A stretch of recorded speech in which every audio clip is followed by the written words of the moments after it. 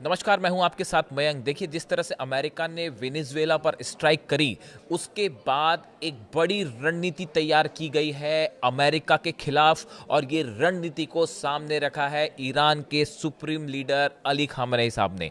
बताया जा रहा है कि देखिए, हाल ही में एक तो खबर आई कि रशिया के शिप पर जिस तरह से अमेरिका ने कब्जा किया, उसके बाद जो है रूस और अमेरिका के बीच खासा तनाव देखा जा रहा है। जिस तरह से वेनेजुएला में चाइना का बड़ा इन्वेस्टमेंट था ऑयल को लेकर, वो सारी प्लानिंग जो है अब धरी की धरी दिखाई दे रही है। ऐसे में चाइना भी अमेरिका से खासा नाराज है। इस बीच में एक बड़ी प्लानिंग तैयार हुई है, बड़ा प्लान तैयार हुआ ईरान, रूस और चीन के बीच में, और ये प्लान तैयार किया है, बताया जा रहा है, ईरान ने।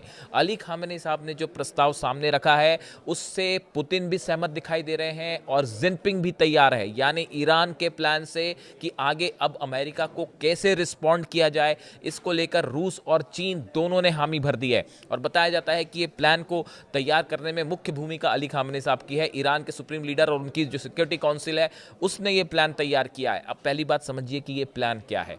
पूरे समंदर में जिस तरह से अमेरिका ने ऑयल को लेकर एक वॉर छेड़ रखा है, रशिया के ऑयल को लेकर, चाइना के ऑयल को लेकर, वेनेजुएला के ऑयल पर कब्जा करना, इसको लेकर इसे एक ऑयल वॉर माना जा रहा है। और इस बीच में अब सवाल यह है कि कैसे रिस्पॉन्ड किया जाए। इसको लेकर अली खामेनेई साहब ने एक बड़ा प्रस्ताव सामने रखा है, बड़ा प्लान सामने रखा है। रूस और चीन, ईरान और बाकी के सहयोगी देश मिलकर मिडिल ईस्ट से अमेरिका के प्रभाव को खत्म करें, मिडिल ईस्ट से अमेरिका को बाहर करें। इस स्ट्रैटेजी पर काम करने के लिए ईरान के सुप्रीम लीडर ने प्लान सामने रखा है, बताया जा रहा है, जो सोर्सेस से खबरें हैं। और रूस चीन को इसमें जुड़ने के लिए कहा है। इतना ही नहीं, अरब कंट्रीज से भी अपील की है कि पूरे मिडिल ईस्ट से अमेरिका को बाहर किया जाए। यहाँ पे जो तेल व्यवसाय है उससे बाहर किया जाए, जो शिप्स यहाँ पे ट्रैवल करते हैं अमेरिका के, उनको यहाँ से बाहर किया जाए। अली खामेनेई साहब का कहना ऐसा है, ईरान का कहना ऐसा है कि जब तक मिडिल ईस्ट से अमेरिका का दखल खत्म नहीं होगा, तब तक मिडिल ईस्ट में शांति नहीं हो सकती। और मिडिल ईस्ट से अमेरिका के प्रभाव को कम करना होगा, इजराइल के प्रभाव को कम करना होगा। देखिए, हाल ही में एक बयान भी सामने आया, और 24 घंटे पहले की बात है। ईरान के आर्मी चीफ जो है हातमी, मेजर जनरल हातमी, इनकी तरफ से एक बयान सामने आया है, और ये ईरान का एक बड़ी स्ट्रैटेजिकल चेंज माना जा रहा है। देखिए, हातमी ने सैन्य अकेडमी के स्टूडेंट्स जो स्टूडेंट्स थे, उनके सामने वो बोल रहे थे, उनको संबोधित करते हुए कहा कि ईरान के खिलाफ इस तरह की बढ़ती बयानबाजी, वो ट्रंप के लिए कह रहे हैं, ईरान के खिलाफ इस तरह की बढ़ती बयानबाजी को बिना जवाब दिए नहीं छोड़ा जाएगा। जिस तरह से ट्रंप की स्टेटमेंट आए, अमेरिका की स्टेटमेंट आए, मार्को रूबियो की स्टेटमेंट आए कि भाई अमेरिका में ईरान में जिस तरह से हिंसा हो रही है, अगर प्रदर्शनकारियों पर ईरान ने कार्रवाई की तो अमेरिका सीधा इंटरवीन करेगा। लॉक्ड एंड लोडेड इस शब्द का इस्तेमाल किया डोनाल्ड ट्रंप ने। अब उसको उनका जवाब दिया है ईरान के आर्मी चीफ ने, और उन्होंने ये कहा है कि इस तरह के बयानों को जवाब दिए बिना नहीं छोड़ा जाएगा। उन्होंने ये भी कहा, उन्होंने जोर देकर कहा कि ईरान की सशस्त्र सेनाएं अब पहले की तुलना में ज़्यादा तैयार है। अगर कोई दुश्मन गलती करेगा तो उसका निर्णायक जवाब दिया जाएगा। देखिए, ये जो खबरें हैं, ये पूरे अमेरिका की नहीं, यूरोप की नहीं, पूरी दुनिया के न्यूज़पेपर्स में, वेबसाइट्स में, सब जगह प्रमुख रूप से प्रकाशित हुई हैं। ईरान के आर्मी चीफ ने जो बात कही है, Iran army chief threaten pre-emptive military action Wednesday over the rhetoric targeting the Islamic Republic. उन्होंने ये कहा कि जो बयान ईरान के खिलाफ लगातार दिए जा रहे हैं, ईरान को अनस्टेबल करने की कोशिश की जा रही है, अब ईरान इसका जवाब देगा। देखिए, ये बयान महत्वपूर्ण क्यों हो जाता है। हाल ही में जो मेजर जनरल हातमी है, उन्हें कमांडर इन चीफ भी बनाया गया है ईरान का।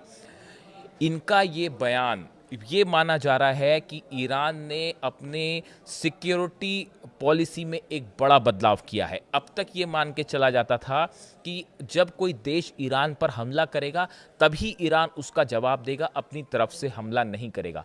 लेकिन जो कुछ वेनेजुएला में हुआ, जिस तरह से ईरान के खिलाफ डोनाल्ड ट्रंप की धमकियां आ रही हैं, बयानबाजी हो रही है, उसके बाद ईरान ने अपनी सिक्योरिटी पॉलिसी में बड़ा परिवर्तन किया है।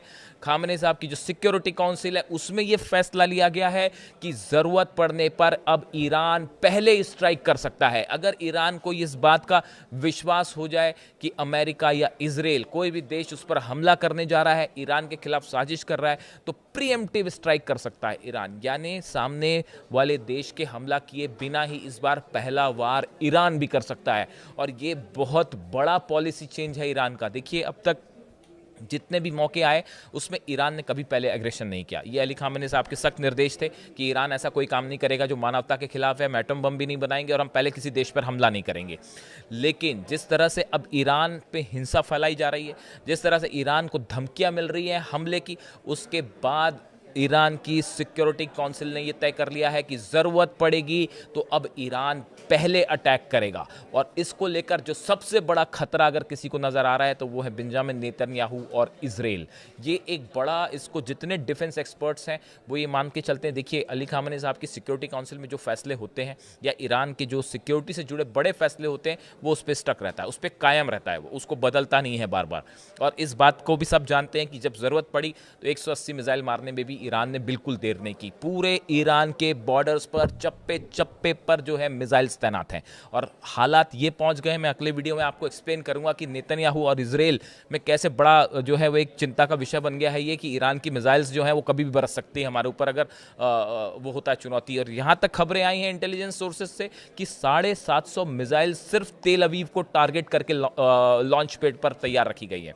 यानी अगर ज़रूरत पड़ती है, पिछली बार हमने देखा था जो मिसाइल्स फायर हो रही थी वो हर दिन करीब 100 के आसपास मिसाइल्स फायर हुई 12 दिन की जंग के दौरान। 80 से लेकर 100 मिसाइल हर दिन फायर कर रहा था ईरान। लेकिन इस बार बताया यह जाता है 750 से ज़्यादा मिसाइल एक साथ तेल अवीव पर फायर हो सकती हैं।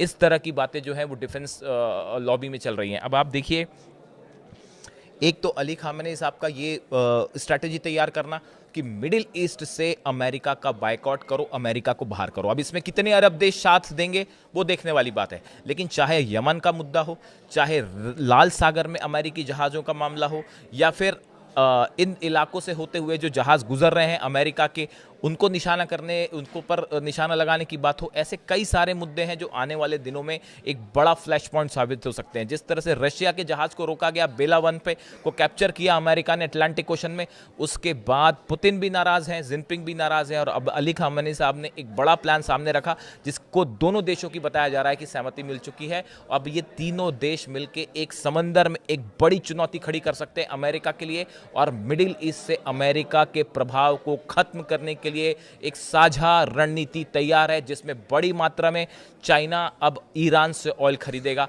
ये बात भी साफ हो चुकी है। यानी आने वाले दिनों में अमेरिका, इंग्लैंड, यूरोप के देश एक तरफ और चाइना, रशिया और ईरान एक तरफ, ये दो गुटों के बीच में बड़ा कोल्ड वॉर फिर से छिड़ता दिखाई दे रहा है। इससे जुड़ा जो भी अपडेट होगा आप तक पहुंचाएंगे। Thank you so much.